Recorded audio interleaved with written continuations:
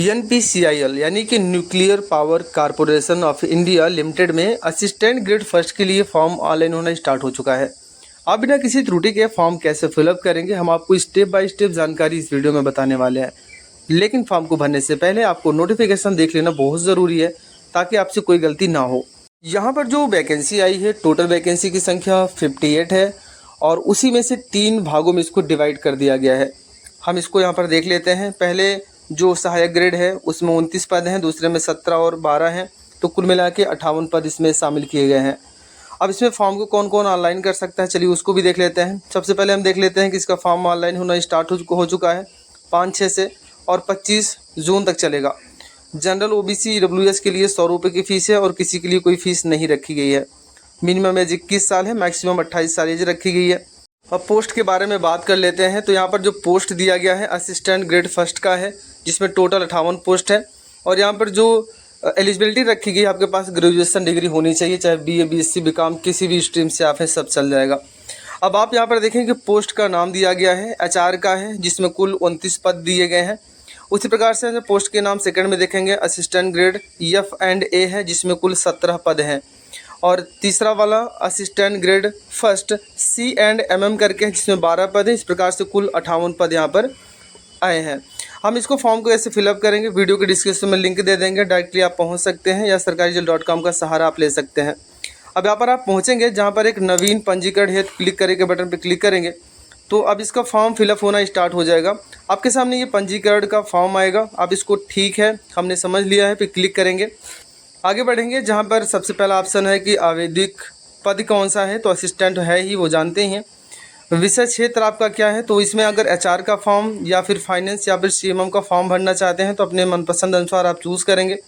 आगे बढ़ेंगे, जहाँ पर श्रेणी आपसे मांगी गई है कि आपकी श्रेणी क्या है, जनरल है, OBC SC ST है, तो अपना यहाँ पर श्रेणी आप चूज़ कर लेंगे।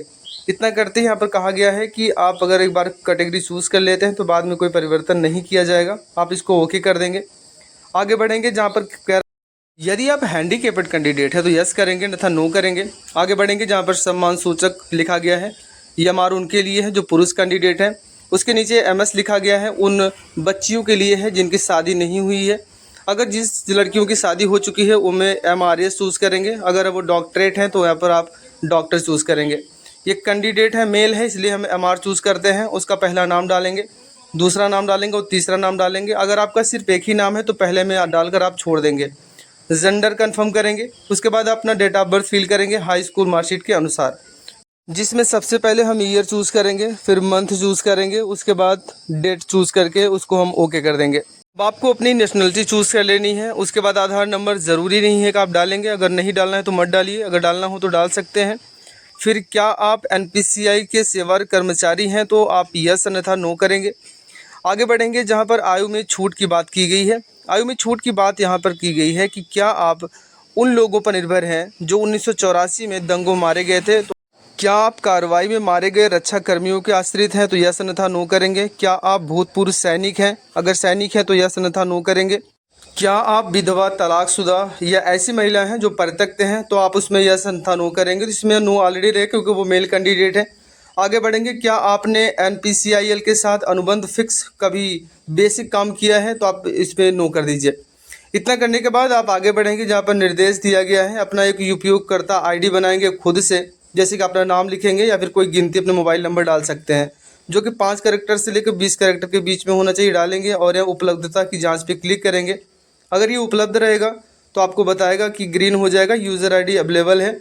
अब इसको अभी छोड़ दीजिए। अब आपको एक पासवर्ड बनाना है और पासवर्ड को पुनः फिर से कंफर्म करना है। अगले बॉक्स में आपको अपनी ईमेल ID डाल देनी है और एक मोबाइल नंबर यहाँ पर आपको डाल देना है। फिर कैप्चा कोड डालकर पंजीकरण करे पे क्लिक कर देंगे।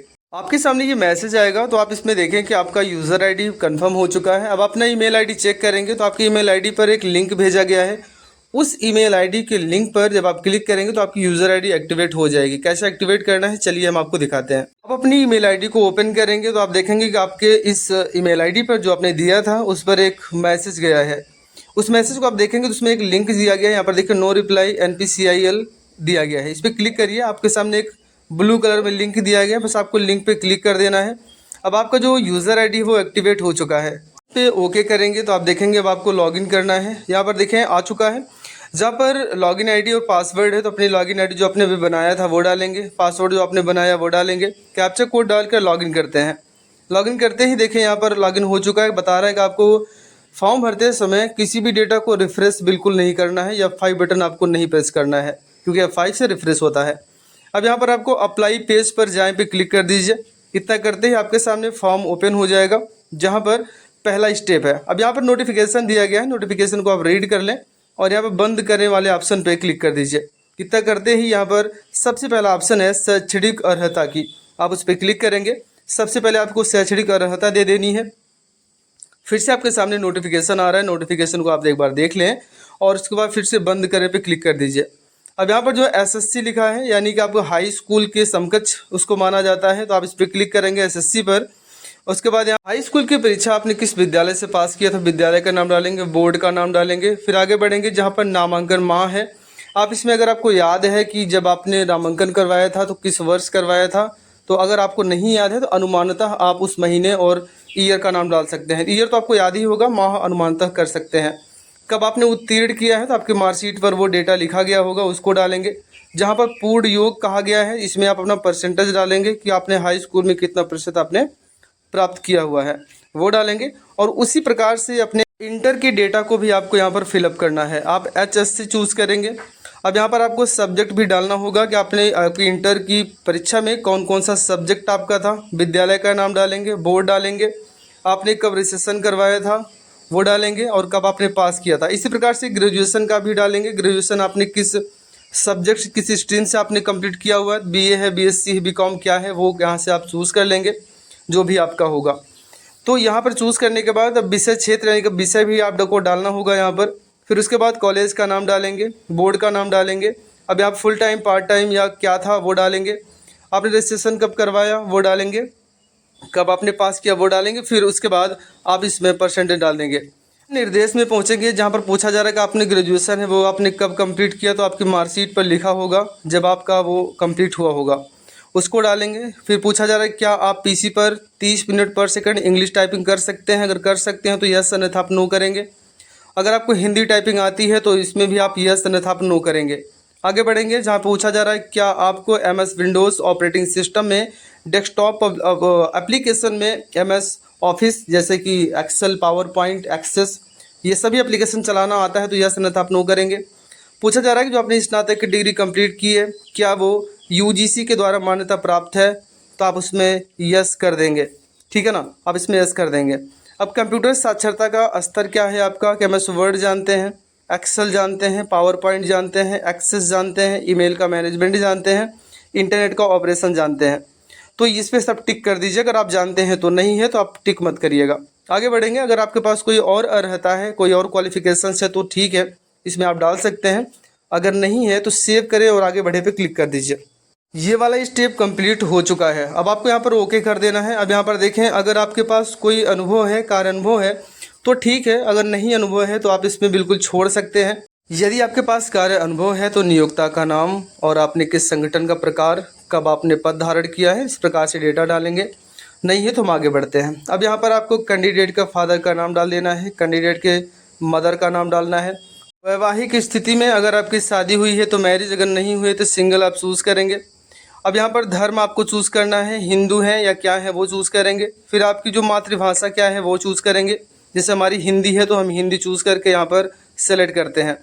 अधिवास राज्य आपका क्या है, आप कहाँ के निवासी हैं, किस राज्य के, तो अपना राज्य चूज़ करेंगे।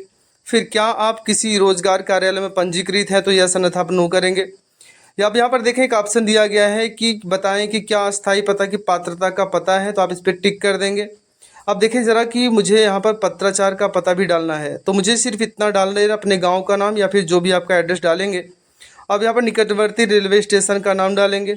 फिर पूछा जा रहा है क्या आपका कोई करीबी रिश्तेदार NPCIL में कार्यरत है, तो आप यस करेंगे। अगर कोई नहीं है तो आप इसमें नो कर देंगे और आगे बढ़ेंगे।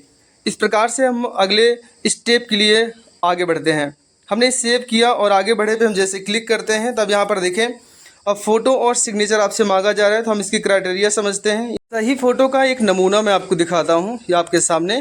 ऐसी ही फ़ोटो आपको अपलोड करनी है जिसकी जो वेट है वो 180 पिक्सल की होनी चाहिए और इस फ़ोटो की हाइट 240 पिक्सल होना चाहिए।